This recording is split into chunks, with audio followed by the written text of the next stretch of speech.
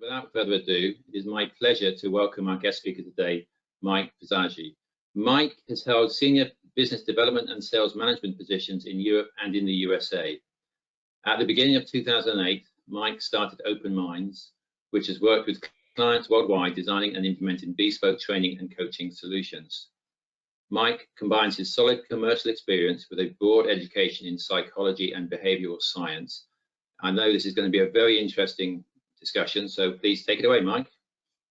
Guy, thank you so much, and thanks very much for having me here today. I'm really looking forward to this conversation with everybody. So just jumping straight in then, quickly, the webinar outline. What I want to share with you today is a great way to explore how individual behavioral preferences impact on sales effectiveness at each stage of the sale. So it's how do we identify these behaviors to be measured? And it's this that I'm going to share with you, this methodology as a way of identifying those behaviors that we need to measure at each point of the sale. So just quickly to define, give the definition of behavior, the definition that I use. And behavior is the way in which a person behaves in response to a particular situation or stimulus. And it's that situation and stimulus which becomes important. So if everyone could just think for a moment about, from a sales perspective, what might be a sales situation or a sales stimulus which would affect your behavior or someone's behavior. And we're going to look at two particular situations and stimulus for this model.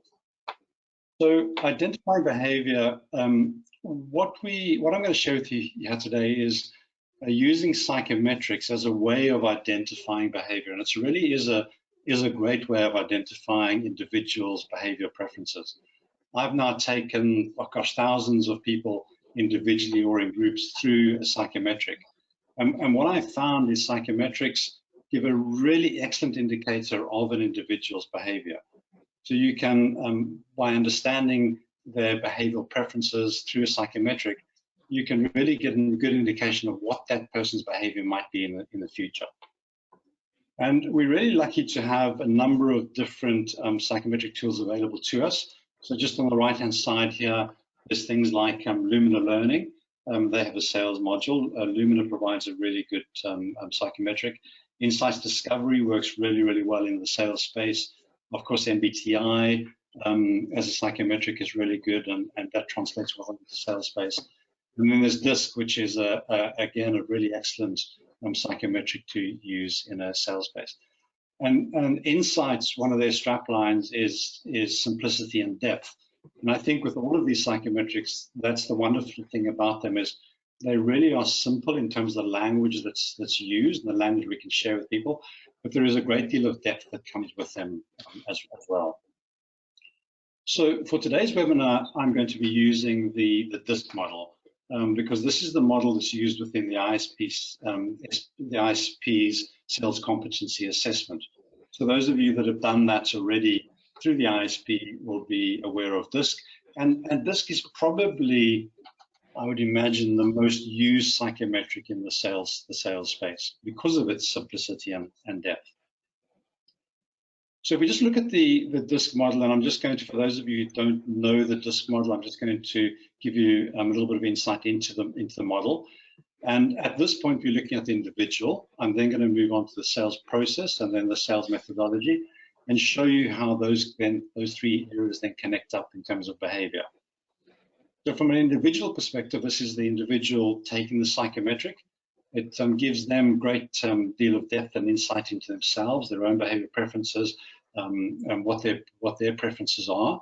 And then it also again gives you a great deal of knowledge in terms of recognizing type and adapting, connecting. So how do you, with this knowledge, recognize the type? So if you're going to see a customer, how do you recognize their type? And then how do you adapt your behavior to connect more effectively with them? So onto the model, if we then look at the DISC, in the left-hand corner here, I've got the definition. So the D is dominance, the I is influence, the S is steadiness, and then the C is conscientiousness. So just to look in a little bit more detail, if we look at the S and the D, you'll see the S is much more relationship focused, and we've given this a green color. And I'm going to talk a lot about the energy of a color.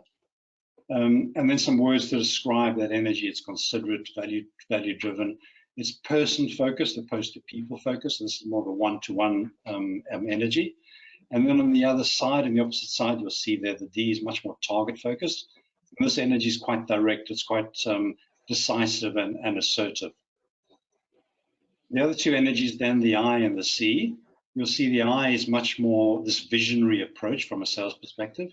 And then some descriptive words. They're quite enthusiastic, imaginative. They like speaking big picture, and they're fairly flexible and open. And if this energy is in the room, you'll know this person's here, and you probably might be thinking already of people that you know, or perhaps yourself, in terms of thinking, yes, this is my energy. On the other side is then the C, that conscientiousness, which is much more detailed approach. This individual is really deep in the detail. They can be quite private, so it takes a little bit of time to connect with this person. They like that one-to-one connection. Analytical, really data-focused and disciplined. On the left-hand side, the S and the C, so just to orientate you, these models are based a lot on Jungian psychology. So the S and the C are more introverted preferences. And then on the other side, the I and the D are more extroverted. The C and the D are much more of a thinking preference, and then the S and the I are more of a feeling preference. I recently worked with a client, a banking client, and we trained about 800 of their salespeople, and the culture within the bank was very much D. So the majority of the sales leaders and the directors were D, and then there was a lot of C. So there's very much a thinking preference. When we looked at the salespeople, and we put all the salespeople through a psychometric, and then we looked at their performance, the salespeople that aligned with the culture of that organization, so shared the same preferences, about 28% of them were in the top 20 in terms of performance. When we looked at the people that fell more in the S and the I, so had this feeling preference, and we looked at them from a performance perspective, only 4% of them were in the top 20. So there's a huge discrepancy just in terms of how people fit it into this culture. So again, from that perspective, understanding the people, the individual within your team, within your organization, is very, very useful. Now, I'm going to talk about the individual energies today, so talking about that green energy, the yellow energy, the red energy, and the blue energy. But we're all made up of all four energies. And what the DISC profile does, for those of you who've done it already, it's going to measure you in terms of all four elements, so the D, the I, the S, and the C. So this individual is high C. C is their dominant preference.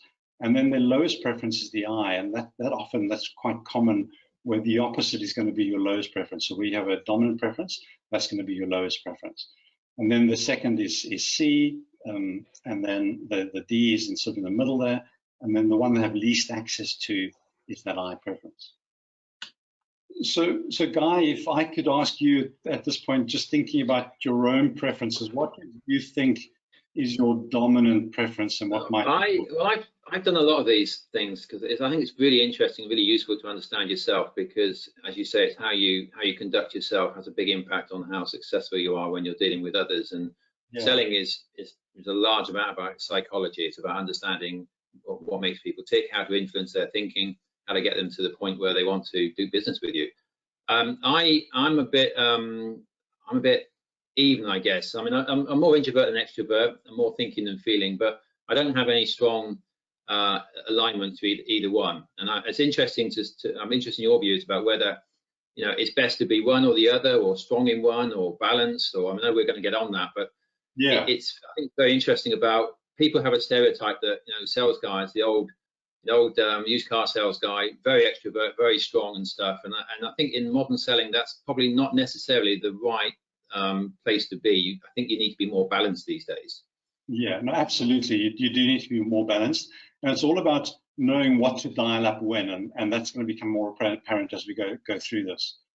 And what you said there, Guy, was quite interesting, because you said you're more introverted and you're more thinking, which then sort of puts you in this more conscientious space, to see the more detailed approach.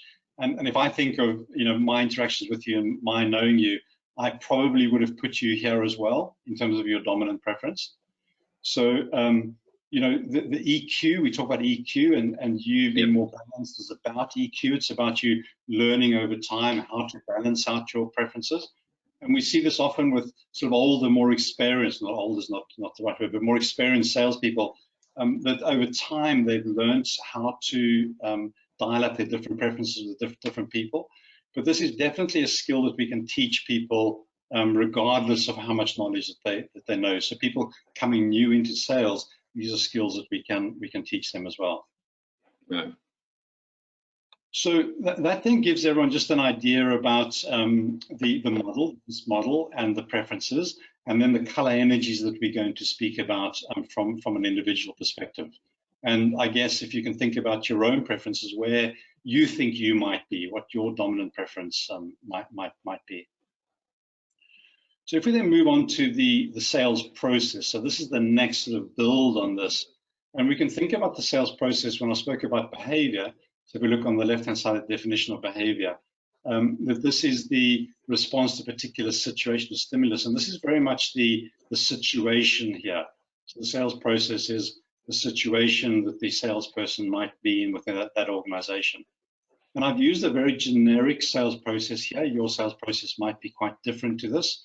And then also depending on the type of sale, whether you're an inside salesperson or whether you're an account director, business development, or direct sales, that car dealer type salesperson, would depend very much in terms of what that sales process would look like.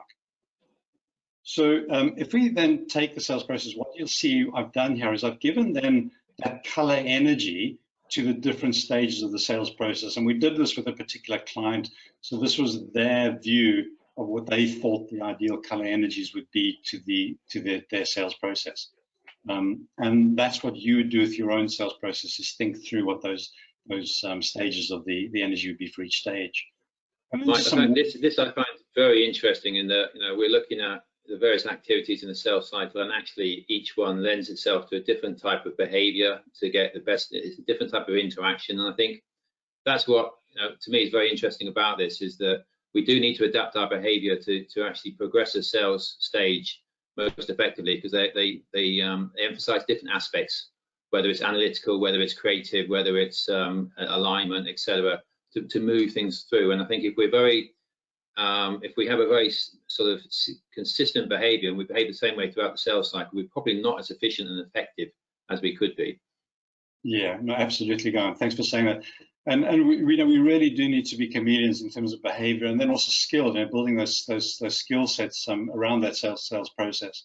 You know, I've had so many conversations with salespeople over the years, and so often salespeople have said to me when they've seen this model, they say, "Oh, now I know why I'm not good at."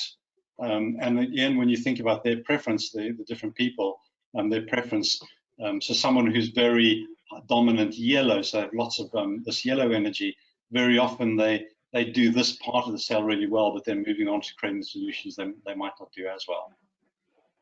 So just looking at some words to describe again the energies here, and then we wanted to build some behaviors. So looking at your specific organization, what might the behaviors be? And these behaviors must be measurable. So the whole idea here is to develop measurable behaviors around your sales process. So we've got engaging with clients. For this client, this was very much more of a outcome focused. They wanted their salespeople to sort of drive the sale. It was more of a getting in front of people. And then when they were in front of people, they wanted them to own that conversation, to drive the conversation then forward. Their understanding needs had much more of a yellow energy to it. So it was big, it was imaginative, big picture, flexible. And this divergent thinking, there was a lot more divergent thinking that they wanted their salespeople to do from a behavioral perspective. Then moving on to the creating the solution, this was a tech company, so the solution was quite complicated. So lots of detail, needed to be precise, and lots of then checking with the customer in terms of them signing off on that solution. And then having done each stage of the sales process effectively, and what they wanted, this gaining commitment, they wanted that more of a green energy, that's more values driven, much more supportive and encouraging. So very much about what are the next steps, how can I help you, how can you help me, and then drive this forward to implement this solution, because that implementation was quite a long process. And I'm going to talk about this developing and supporting clients a little bit later on. So here we then have two people, and Guy, maybe you can just talk me through, if I had somebody with lots of yellow energy at this stage of the sales process and someone with lots of blue energy at this stage of the sales process, what do you think some of the challenges might be for these two individuals? Well, I think, to me, selling is all about having the right conversation with the right person at the right time. And if you are, if you're very social amenable and you're trying to get pally with somebody who's actually looking for information, then they're going to get frustrated because you're not conversing with them in the way they want to be conversed at that point in the sales cycle. They're looking to gather facts. They're looking to do some, so as a salesperson, you need to gather facts and stuff. You need to understand your customer, do some research. And you won't be doing that. You'll be trying to maybe just speak to somebody and gain a relationship and stuff. So you're probably not focusing on the right activities because that's doesn't come naturally to you. And hence you're probably slowing down the progression through that sales cycle, even actually stalling it potentially. I mean, we often see a lot of sales get stalled later on in the sales process because possibly the behaviors aren't right. Exactly, yeah. And so often I see somebody who leads with this dominant yellow energy coming down to understanding needs and then doing this quite well, but starting here and not having done their research and not really understood what the client was, what the current situation was within the client's environment. And then this person, I've talked to this salesperson who leads this dominant blue energy, and so often they start here in terms of creating solutions. So they miss the stage. They do their research really well, but they miss the stage of engaging, understanding needs, and basically say, this is what we do. Here's our brochure. Here's the solution that I think you need, without really understanding the needs. So understanding this is really valuable, both from your own perspectives, understanding where your strengths and weaknesses might be around the sales process, but then as a sales leader as well, understanding so if you take this person, for example, the dominant yellow energy, what they might need from you in terms of coaching and skills building to make sure that they don't miss the stage.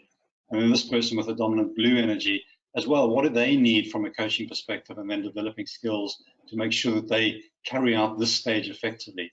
So thinking about this divergent thinking, this is a skill we can teach. It might not come naturally to the salesperson, but we can teach the skill, and again, big picture thinking, we can teach the skill to the person.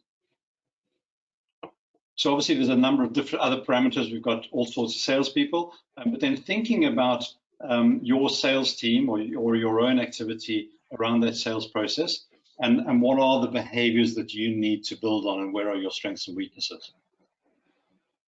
So that's talking then about the situation, the sales process. If we then move on to the stimulus, which is the sales methodology, and this is a sales methodology. Your organization might have or is going to probably have a different sales methodology to this. A sales methodology might be SPIN.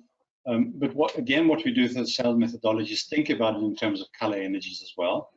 So with this one, the discover part of the sales methodology is finding out what works within that organization. The dream stage is discovering what could be. The design stage is discovering what should be. And then the delivery stage is then deciding on what will be delivered. So that's their methodology. So if we think about the stimulus in here, the stimulus becomes the client, because that's what's changing. And different salespeople and different clients is going to affect that stimulus and change that environment quite dramatically. So if we think about this guy, and here's a salesperson that leads with dominant yellow energy, and they are now moving through this dream stage. So this is going to feel quite exciting to both these people. Their client also leads with this dominant yellow energy. What do you think are the challenges? What might be the challenges for the salesperson at this stage? Well, I mean, at this stage, you're thinking of the art of the possible, and you're doing a lot of discovery work and sort of part of the possible. But then it's got to get down to, okay, so what are we going to do? And as a sales guy's job is to progress the sales function, is to move things forward, is to keep things moving. And you might get stalled here because you just get into that area of looking at the problems, looking at what can be done, and actually not getting on with right, okay, so what are we going to do? What are we going to actually propose to you and get this thing moving forward? So it just stalls, possibly, I would imagine. Yeah, absolutely. And it was really interesting. I was talking to a sales guy in Korea about 3 years ago now, and he was probably the most yellow energy person that I've ever met. And if you think about that Gangnam Man, that song, he was very much like that. He was like the Duracell bunny on steroids. And he said to me, "Gosh, Mike, I now realized why I've lost so many sales, because I just love the stage and I spend so much time here with my clients and talking about them, and I don't move them forward into this part of the sale. I think that they've got it, but I've realized now that a lot of them haven't got it, and I now realize why I've lost so many sales over my career." So those realizations, again, really, really important in terms of then understanding how to dial back and thinking about this. The blue energy is their opposite. So this might be the one they have least access to. It's how to dial back the yellow energy and then dial up this blue energy for both you and your client, so you can move forward to the next stage of the sale. So let's think about this one, Guy. What do you think the challenges are here? Well, we've got polar opposites. So you're probably, potentially, if you're not careful, you're going to have a very frustrating conversation because your customer wants something and you're doing something else, and you're misaligned. And so you've got that situation where you can't get on with your customer. They don't really get you. They are demanding and difficult, and probably giving you lots of objections and things because you're just not connecting. You're having the wrong conversation at the wrong time. And it could put the deal, if that person is very influential, it could put the deal in trouble. Yeah, absolutely. I mean, it could derail the deal. I lead with this red energy, and I know how many times I've just sort of blown off a salesperson who isn't sort of moving at my pace and doing what I want them to do. I want them to get here. I want them to tell me what the solution is and let's get on with it. Whereas they wanted to go through this discovery process, understand needs. I'm already two steps on in the sales process. But from the sales person's perspective, it's really important that they understand what the needs are. So that misalignment is probably the most difficult when you've got the opposites, the yellow energy and then the opposite, the green energy and the opposite, and the red energy.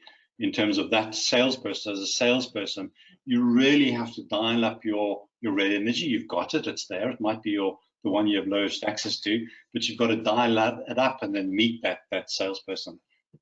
At the same time, slowing them down because they're going to be wanting to move forward, but not slowing them down too much. So it's a real, very complicated dance that has to happen here.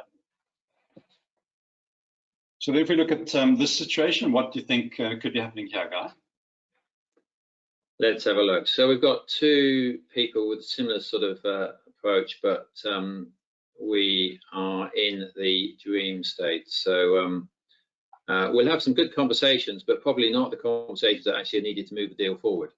We'll be sort of getting into dead ends and things that aren't actually pulling the sales thing forward and progressing it. We're stuck in a very comfortable conversations that each are having, very happy with each other, and but nothing's moving forward. Yeah, that would be my guess. Yeah, absolutely. And the chances are we may have moved forward quite quickly into this creating solutions. As I said earlier, this blue energy, very often they just go into here. And these two guys would really love to have a conversation about the technical aspects. How does the product work? What are the benefits of it? And really sort of diving down into that detail. And they'll feel very comfortable there. And from a salesperson's perspective, they, again, could miss a lot of this part of the sale, this discovery and then understanding of needs. Right. Now, for so many of us, it's not a one-to-one sale. The sale probably looks more like this, where we have a sales team, so we've got a sales leader, and then maybe some technical expertise that supports the salesperson, and then the customer's team. We're not often selling to one person. There is the decision maker, but then there's a whole lot of people that then influence that sale as well. So this complexity of the sale then needs to be understood, and a lot of training, working through, doing some case studies, etc., to understand what some of those complexities of the relationship might be. And then thinking about, before you're going into the sale, thinking about who your customer's team is, and then how you would match people against the customer's team at each stage of the sale. What might some of the difficulties be? How are you going to mitigate those difficulties, etc. And then we've spoken very much here about sort of more of a face-to-face sale. The complexities now with COVID, where things are more remote, that makes it a little bit more difficult, because when we trying to recognize type, if we walk into someone's office, we can see what their office looks like. Someone who's got lots of trophies on the wall, etc., might give us an idea of their personality preference. Whereas from a video, we might be missing a lot of that. So we've got to work a lot harder in terms of recognizing type and then adapting, connecting. And then I guess there might be some people on the call who are just basically doing remote selling, so they're more in that call center sales type environment. That adds another complexity to it. Although there are some wonderful tools that are now on the market that help us recognize type over the phone as well. And we've done some training with clients as well to help them recognize type in terms of tone of voice, speed of conversation, etc., over the phone. So hopefully that gives you then some idea of then this importance of the individual, so our own personality preference, understanding the energy preferences throughout your sales process, and then this complexity of the situation, and then how to sell to different people when you are then in front of different people. So Guy, we've got our first couple of polling questions. Okay. To ask the group. So we've got 2 polling questions I'm going to put up. So the first one is about your employer, and just equally a simple yes/no. So if you can answer this question, we'll keep it up for about 20 seconds or so. Then I'll add a second question to this poll.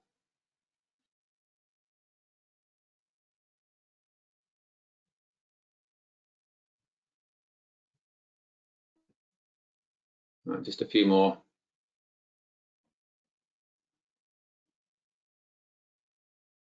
Okay, that's plenty of time, I think, to make a decision, a simple decision. And okay, a few more. Oh, lots of answers now coming in, great. Okay, good. All right.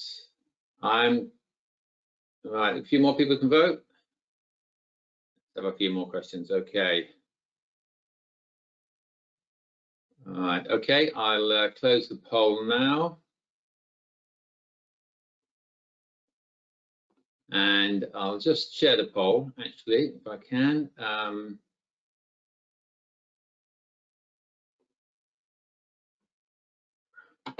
Let's just, so that's the result of that. So most of you have got a good sales process and it's well followed. I think that's key. We have a lot of processes out there that aren't well followed. So that's good. The second polling question, which is related to that, let me just bring it up now.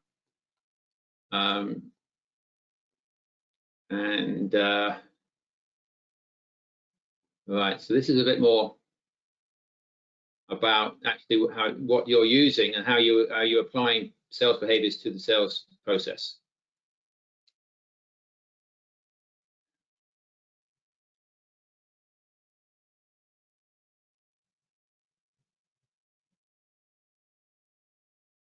Get a few more votes in, please, and then we can we'll close this poll.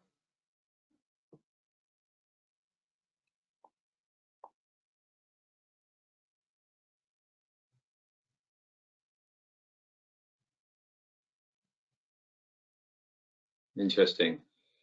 I'm seeing the results coming online. I'll just show them in a second. All right, most of you have voted. So let's close the poll and I will share it with you. So interesting, Mike. As we sort of expected, I guess. In fact, it's better than I thought. I mean, a third of the attendees have said they do this, which is great. I think understanding behaviours is really fundamental to being a really effective salesperson. Your thoughts? Yeah, no, and if I can just go on to the next slide then Guy. Sure. So,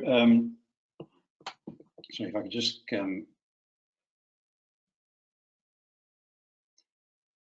So in terms of the, and I'm just going to speak a little bit. There's some research that was done that supports that. Let's just throw a few slides further along. But just before we get there, if I can just talk about the stage of the sales process, the developing and supporting accounts. We can see that there's a number of different things that we want and different skills and behaviors that we'd like an account manager to have in this area of the account.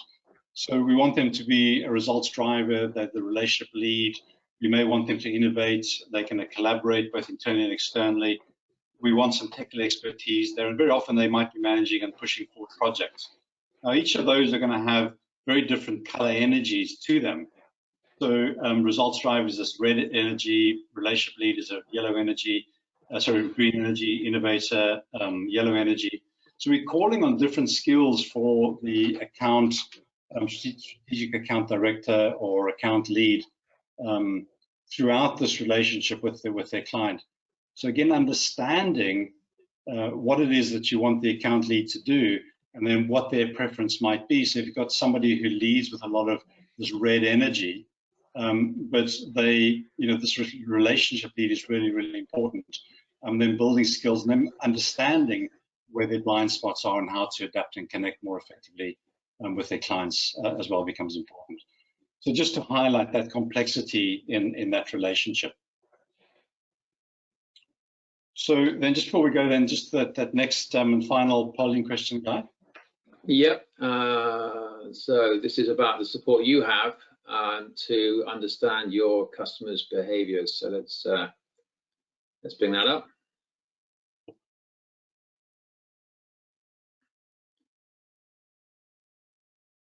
Right.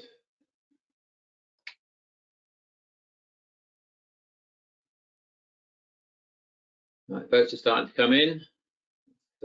Mostly no at the moment. Let's see what happens. A few more want to vote. I'll close the poll in a little while.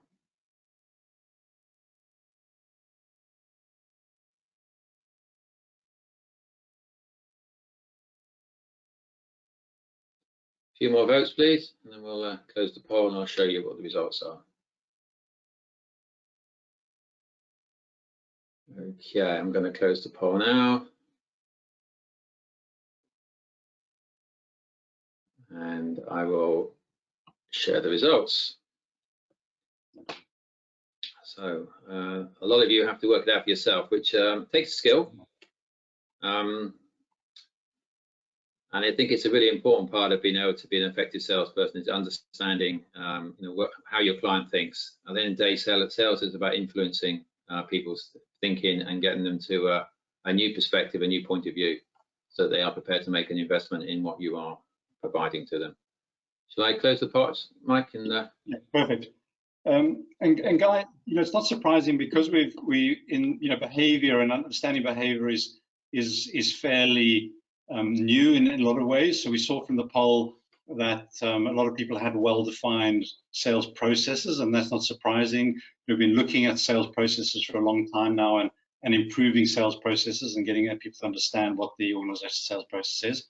But it's not surprising then in terms of measuring the behaviors that was very low. And this was some research done by the Value Selling Associates in the States, and they found that only 25%, so slightly lower than our poll, of sales teams measured behaviors that drive sales results.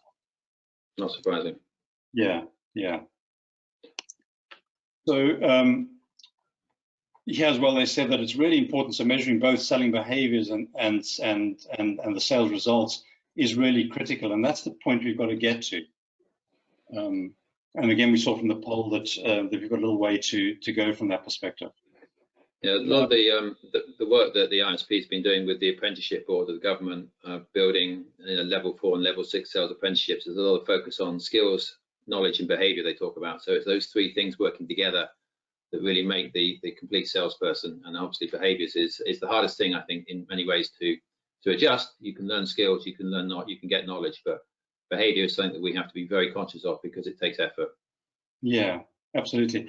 And as I said, there are some tools coming online now, and one that I'd encourage people to look at is from a company called Crystal Knows.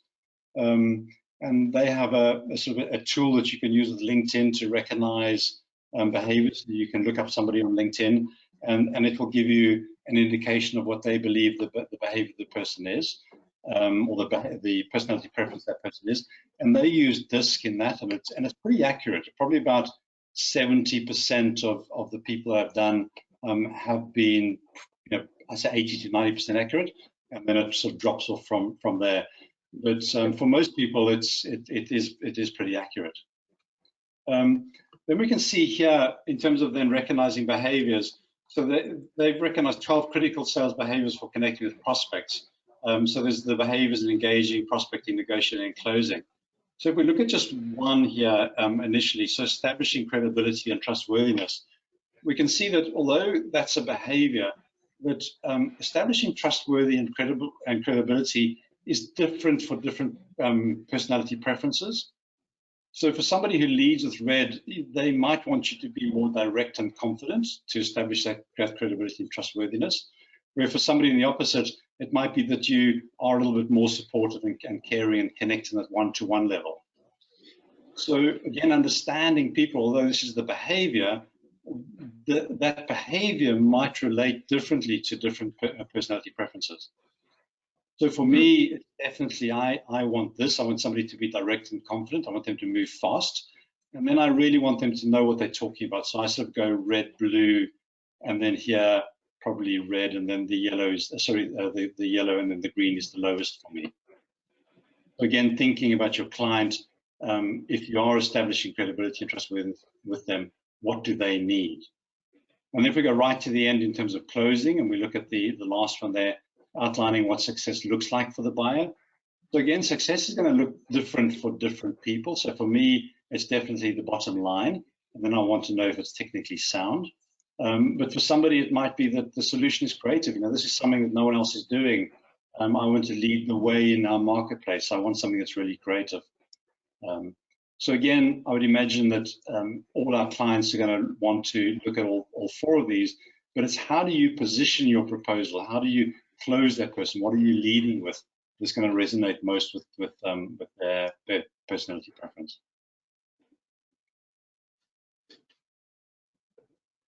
So in summary then, this is a quote from Simon Sinek, a recent quote from Simon Sinek. He said, 100% of our employees are people, our customers are people, and our investors are people.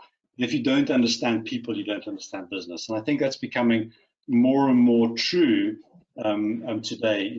A number of years ago, it would have been perhaps more about numbers and the finance. If you don't understand numbers and finance, you don't understand business. And I think that's still true today. But definitely, if you don't understand people, you don't understand business. So this building our knowledge about understanding people, understanding ourselves is the place to start with, but then understanding others becomes so important in terms of leading people, connecting with people and connecting with our clients. So in summary then as well, it's all about who I am, so understanding who I am. I then want to understand who you are, so how do I sell to you? And then at what stage of the sale? So how do I sell to you at this stage of the sale? So who am I? Who are you? How do I sell to you at this stage of the sale? And then it's all about then identifying the behaviors around your sales process and your sales methodology, and then measuring them. We have to put measurements to these. So we need these leading indicators, and then we need the lagging indicators as well. And both of those need to be measured. And it becomes quite difficult once you've identified the behaviors, then to say, then how do we measure those behaviors? But that measurement is of paramount importance. So I don't know, questions, Guy, if there's been questions. Yeah, it was a questions panel. So thank you, Mike. That was really interesting. I think it brings back the point that it's all about having the right conversation with the right person at the right time. And not only is that about understanding where you are in the sales process, but it's understanding who's sitting in front of you and what they expect and what they want and what makes them tick. So it's a little bit more complicated than just having a conversation. You've got to be thoughtful about what the conversation's about. So really interesting stuff. We have in the panel on your right, you should see a questions area. If you want to enter any questions, we can ask Mike. That would be great. We've got a few minutes left. I've also put into the chat area a feedback form. So appreciate if you were to click on that at some point and provide us your thoughts on this presentation. So any questions from anybody? Just put them in the questions panel, and I'll get them asked of Mike with the time we have available. We'll give it just a second or two for those to come through, Mike. Okay.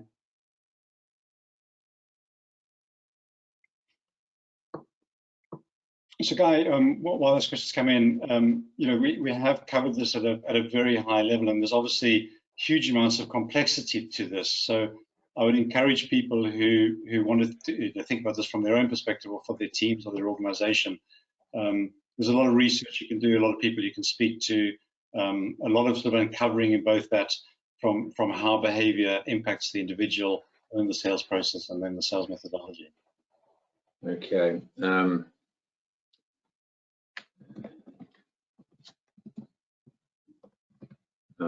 Right, so someone's just asking about the recording. The session has been recorded and it will be filed.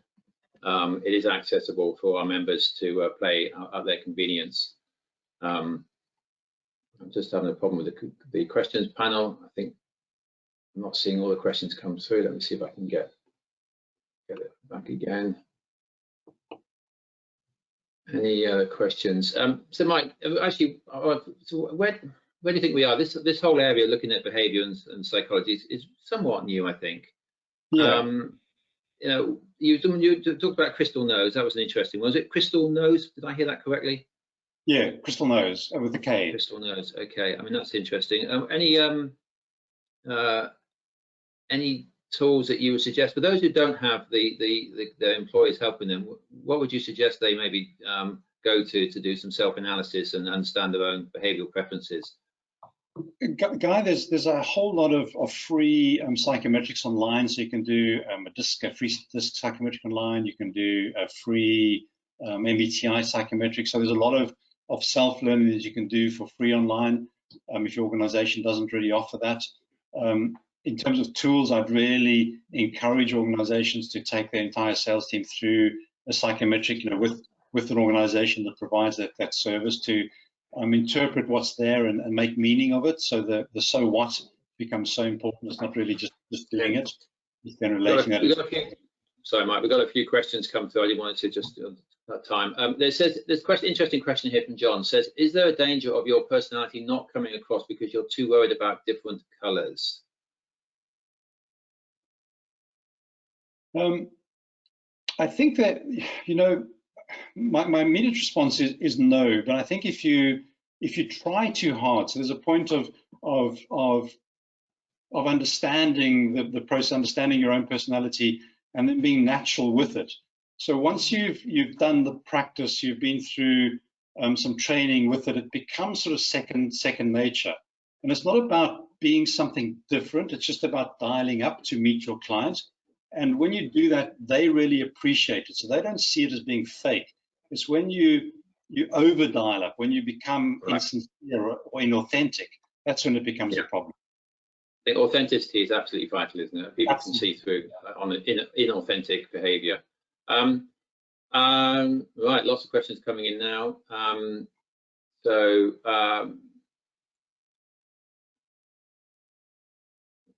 What happens when you do know the customer's behavioural preference? Well, let me just check that question. I think I've got part of it there. I guess actually there's one here. How has behaviour analysis been impacted by COVID when we have less face-to-face time with customers? I think you touched on that earlier. Yeah, it's really a big one there. But there are a number of ways. You know, Guy, the crystal nose gives you good insights into clients. But then, you know, when before I get on a phone or a video with somebody, I always look at their LinkedIn page. I always look at their Facebook page and anything else that's on social media, because there's a saying that we constantly leak the truth. So when we're with someone, we can see how they're dressed, we can see what their office looks like, and all of those give us clues to what their behavior might be. And as you become more skilled at this, you're able to pick up on sort of nuances that give you tips about behavior. But if you use something like Crystal Nose, you look at their Facebook page, you look at their social media and how they're presenting themselves, there are lots of hints and tips. There's a lot of leaking of personality that gives you a really good indication of that person's personality. So we start with that thinking, we think this is what they lead with, and this might be their second. And then when you start the conversations, you can start asking them questions that might then lead you in one way or another way in terms of their personality. And those are skills that you can learn. We can teach you those skills from a sales perspective, how to then recognize type. Right. And I guess that relates to a similar question we've got about understanding customers' psychology and personal traits when interacting through Teams and Zoom, and you don't, as you say, you don't have that collective view about seeing them in physically. They, so you lose a lot of the clues because it's a digital interaction. Yeah, yeah, but it's still possible. It's still, and it is relatively easy. As I say, if you do your work beforehand, and then you know what to look for on the video as well, that gives you clues. Yeah. And do you have a favorite book or a recommended book about looking at customer behavior? Is there anything that you would suggest, or just general books on this subject? What I will do, so I think sort of generally, if you look at the Jungian psychology from a typology perspective, that'll give you a good insight. If you Google around DISC, insight discovery, there's lots of articles and information being written there. There are a few books, and what I'll do, guys, I'll send you. I just can't think of the book at the top of my head. If I could send it, you could put it in the show notes possibly. Yeah, no, that's fine. We can get it to the. I can get it out to the audience. That's no problem. Yeah. I think we're coming to. Reaches out to me, more than anybody. I'm more than happy for you to drop me an email or give me a call, and I'll be able to share as well. Okay, good. All right, well, I think we'll wrap it there. Let people get